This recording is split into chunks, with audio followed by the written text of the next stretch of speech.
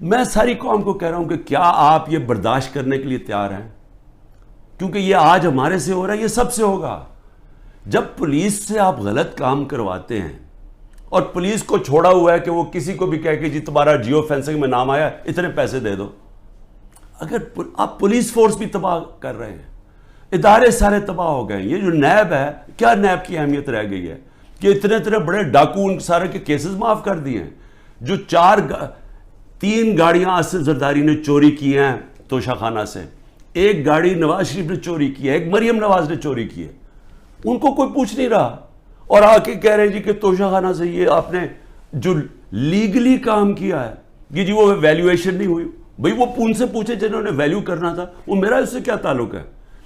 لیکن مقصد انصاف کا نہیں ہے، مقصد ظلم کرنے کا ہے. اور میں قوم کو اب کہتا ہوں، اب یہ بھیڑ بکریوں بن کے رہنے کا وقت چلا گیا ہے. میں آپ کو کہہ رہا ہوں، میں تیار ہوں. میں کل جا رہا ہوں، پتہ نہیں کتنے میرے 19 بیلیں لگی ہوئی ہیں، کسی میں اندر ڈال سکتے ہیں. میں تیار ہوں سب کے لیے، میں ہر چیز کے لیے تیار ہوں. لیکن میں یہ ظلم کا نظام برداشت کرنے کے لیے تیار نہیں ہوں. میں یہ بھیڑ بکریوں بن کے اپنی زندگی گزارنے کے لیے تیار نہیں ہوں. میں یہ سمجھتا ہوں کہ یہ قوم کے لیے وقت آ گیا ہے. آپ سب فیصلہ کر لیں کہ کس طرح کا پاکستان آپ چاہتے ہیں. کیا وہ پاکستان چاہتے ہیں جو پروفیشنل جو باہر جا سکتے ہیں وہ باہر چلے جائیں، جو آپ کا سب سے بڑے ذہن ہے وہ باہر چھوڑ کے چلے جائیں، وہ بیچارے غریب آدمی کشتیوں میں ڈوبتے رہیں جا کے اللیگلی غیر قانونی طور پہ نکلنے کے لیے، اور باقی قوم بھیڑ بکروں کی طرح رہ جائے. اس ملک کا کوئی مستقبل نہیں ہے. وہ مجھے افسوس سے کہنا پڑتا ہے کہ وہ ساتھ ہمارا ملک جس تیزی سے آگے جا رہا ہے اور جس تیزی سے اس میں اور ہمارے میں فاصلے بڑھتے جا رہے ہیں، یعنی ہر طرح وہ آگے نکل گئے ہیں.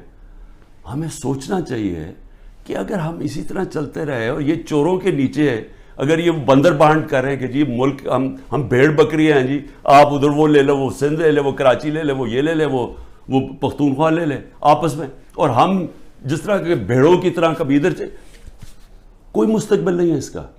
اور اس لیے میں اپنی آپ سب لوگوں کو کہہ رہا ہوں، تیاری کریں. آپ پرامن احتجاج ہمارا حق ہے.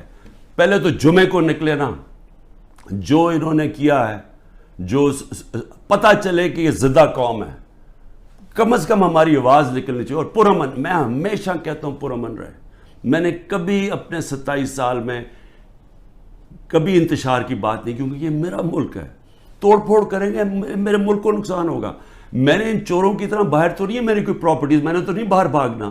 انہوں نے تو ابھی میں آپ کو کہہ رہا ہوں کہ جب انہوں نے الیکشن اناؤنس ہی ہوا، انہوں میں سے لوگوں نے باہر بھاگنا شروع کر دینا، کیونکہ ان کو پتہ ہے کہ ان کا جو انہوں نے کیا اس ملک کے ساتھ، ان کو پتہ ہے کہ قوم نے ان کو بخشنا نہیں ہے، انہوں نے بھاگنا باہر.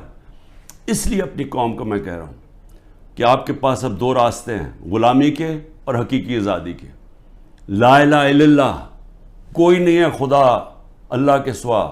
ہم کسی ظالم کے سامنے اور یہ ظلم کا نظام اور یہ خوف کے سامنے ہم جھکنے والے نہیں ہیں.